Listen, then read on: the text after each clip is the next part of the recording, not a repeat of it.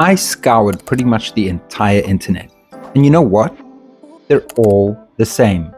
91% out of the top 100 rated recipes I found don't use the best technique to cook broccoli, so that it doesn't only taste delicious, but that it also maintains its cancer-fighting properties. So, are you tired of eating dreary, overcooked, boring old broccoli just because it's good for you?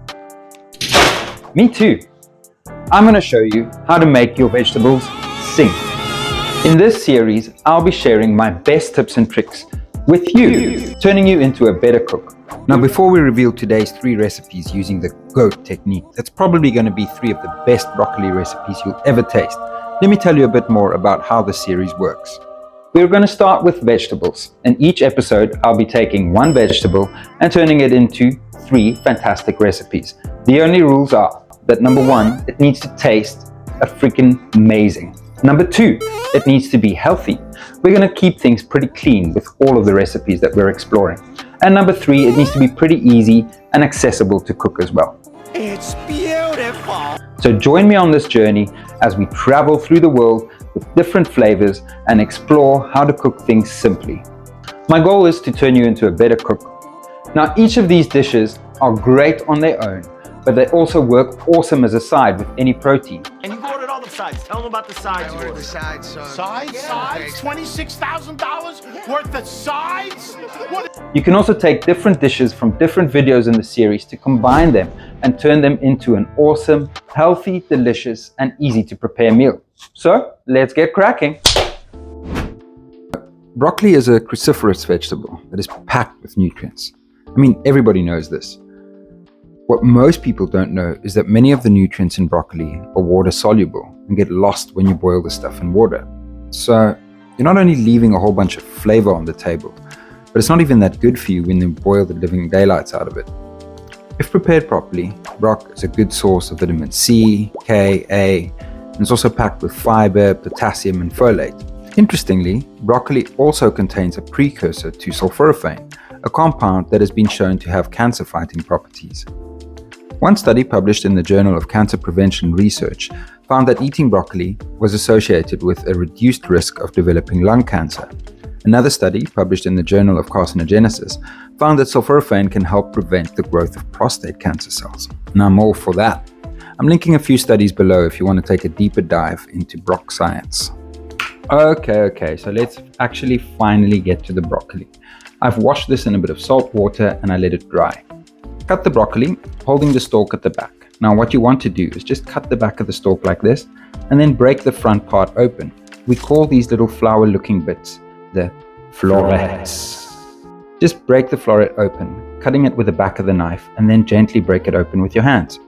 When doing this, you won't get all these weird tiny little bits and pieces of broccoli.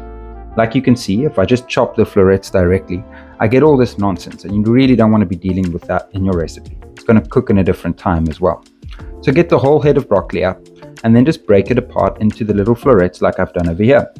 Now what's important with broccoli is that you can pretty much use all of it. You really don't need to have too much wastage. The very back end of the stalk is a little bit woody, so you can take that very back part off the bottom and compost that. You can just clean the rest of the stalk up a bit and chop it up and use that in any broccoli recipe. Only thing with these is that we start with the stalk when we're cooking it, because obviously the stalk is a little bit harder and will take longer to cook. So never waste that. It's actually really good and it's great in soups.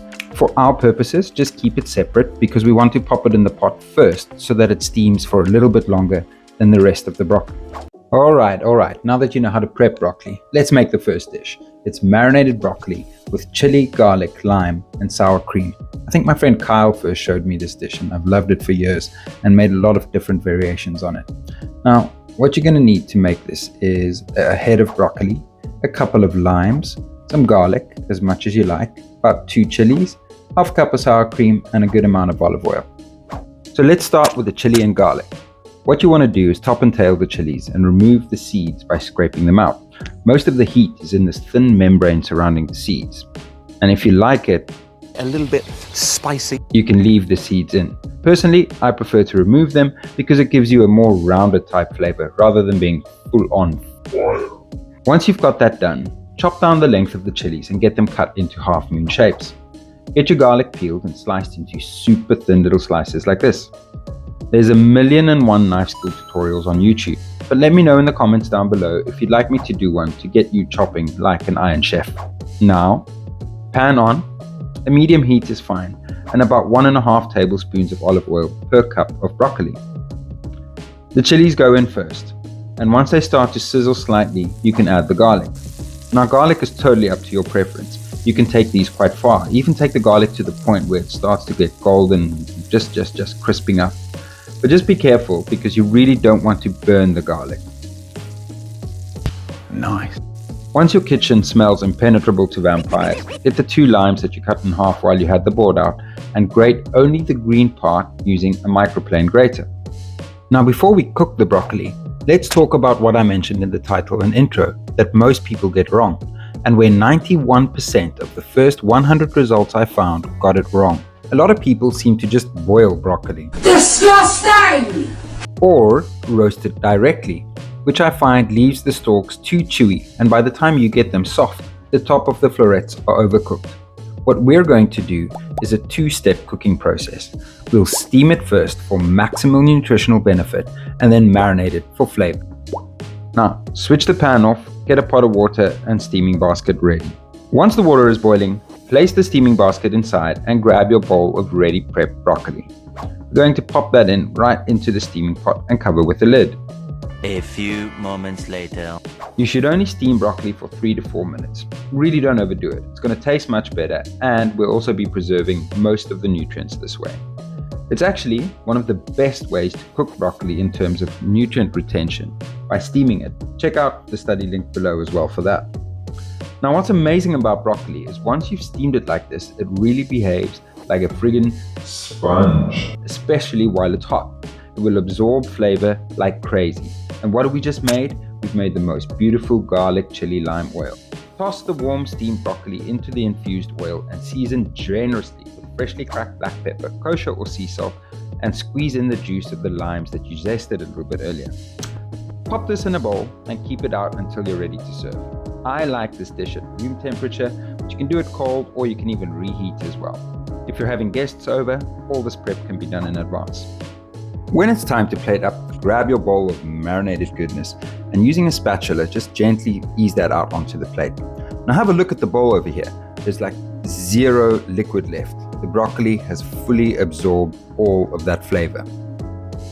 Get your sour cream, give it a really good stir, and just place a decent dollop on top. Trying to watch your calories, you can leave the sour cream off completely, but I think it finishes the dish off nicely. A final little season, and you're set to go.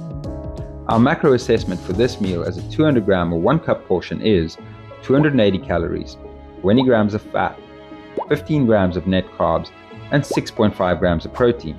This makes it a great side, or if you're wanting to control your glucose levels, an awesome dish to start your meal with. Alright, next up are sesame broccoli mops with a miso, tahina, and ginger dipping sauce. For this dish, we'll be using broccolini or tender stem broccoli, which came out of Japan in the mid-90s and is a cross between Chinese kale and broccoli. It's big in Japan. I'm going to be making about 2 portions over here, so I'll be using 400 grams or just shy of a pound of broccoli. You'll also need to go with that 2 lemons, a thumb of ginger, a bit of white miso paste, some tahina paste, which is a paste made from sesame seeds, some toasted sesame seeds while we're at it, soy sauce, and a bit of olive oil. Get everything washed and let's get started with the chopping board out. Grab a blender cup and our trusty microplane grater to zest the yellow part only of 2 lemons. Cut them in half and squeeze the juice into the blender cup. Grab your thumb of ginger, peel it, and get that sliced into nice thin little slices. Doing this makes the blender's job a little easier. If you want it more spicy, you could also double up on the ginger if you like. Now, while we've still got the chopping board out, we also want to start prepping the broccolini. Now, we are trying to be a little bit clever by calling this broccoli mops. So what you want to do is trim off any bits at the back of it, leaving you with a long stem so that they look like, well, I don't know, you get it, mops. Easy peasy. Once that's done, pop it aside and let's get ready with the rest of the dressing. And first in is 30 grams or 3 flat tablespoons of white miso paste, 2 tablespoons of soy sauce, 2 tablespoons of tahina, and then we're going to add some water to get this all blended up. I'm using 3 tablespoons over here. If you like a thicker dressing, you can go for 2, see what the thickness is like, and just stir in another tablespoon of water to thin it down if you need to. We'll get that closed up. Say hello to my friend Ninja. Say hello to my little friend. Honestly, probably the best blender you can buy for your home. Now while that's going, be sure to do a little dance and just get a little bit crazy. Why? Because it's important to not take yourself too seriously in life all of the time, friends. Works every time. 60% of the time, it works every time. That doesn't make sense. We're going to follow the exact same technique as in the first recipe by getting a pot of water with a steamer and popping the broccolini directly into the steamer once the water's ready. Now you only want to steam this sort of halfway, between 1 and 2 minutes. Just enough to get the stem slightly soft and the tops ready to absorb flavors. Once that's done, you can remove your steamer from the heat and just let it sit for another minute to rest before shaking it out. In the meantime, get a griddle pan on. I'm just doing mine on the gas here because mine is not an induction pan. Get it on a nice high heat and drizzle with a bit of olive oil and get the broccolini grilling. Let that sizzle away. What you want to do is make sure not to overdo it in the pan and that all the broccolini is touching the griddle pan. Do it in batches if you need to. Make sure to turn it halfway through, and you want to get just a little bit of color on this. Do not use too much olive oil either in this step, because remember, the broccoli is like a sponge after being steamed, and we've just made a beautiful dressing that we're going to dress this with, and we want our little mops to be ready to absorb those flavors. Get your plate out and a small bowl to hold your dipping sauce. If you've got a mini mop bucket type of thing and want to get clever with how you present this, go for it. No judgment. I'm doing 2 portions on the plate over here. Shake your dressing up and pour over the top of the broccoli and fill up your dipping bowl. Now you've got a mop and a bucket full of deliciousness. Grab your pre-toasted sesame seeds. I usually keep a stash of these in the freezer and give it a generous sprinkle. The dressing is going to help the sesame seeds stick to the broccoli even more. Our macro breakdown for this dish per portion, having a full 3 tablespoons of the dressing per person, is 258 calories, 17.8 grams of fat, 21 grams net carbs, and 9.65 grams of protein.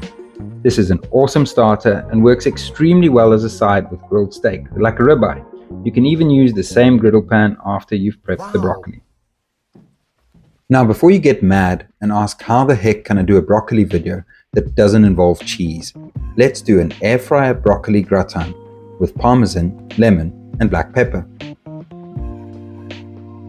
If you don't know by now that a 2-step process is the best way to cook broccoli, well then, Weren't you listening? to make 4 sides, you'll need soy and Worcester sauce, Tabasco sauce, good quality olive oil, lemons, freshly ground black pepper, the best Parmesan cheese you can afford, and of course, broccoli. We'll be using my trusty Ninja air fryer. You know, I was a bit late to the air fryer party. I think I was a bit afraid of the technology. So is it any wonder people are afraid of technology? Technology! I'm a bit old school and took my time to get round to the idea, but now I love using it at home. We'll be doing the same prep as in recipe 1. Don't forget the stalks. I actually kept the stalks from recipe number 1 for this dish. We're going to add them to our steaming pot first for at least 1.5 to 2 minutes. Then add in the florets and steam that for another 2 minutes while making the marinade. Squeeze in the juice of 1.5 lemons.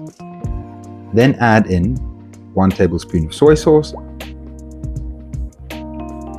1 tablespoon of Worcester sauce, a teaspoon of Tabasco. If you like it hot, go a bit more.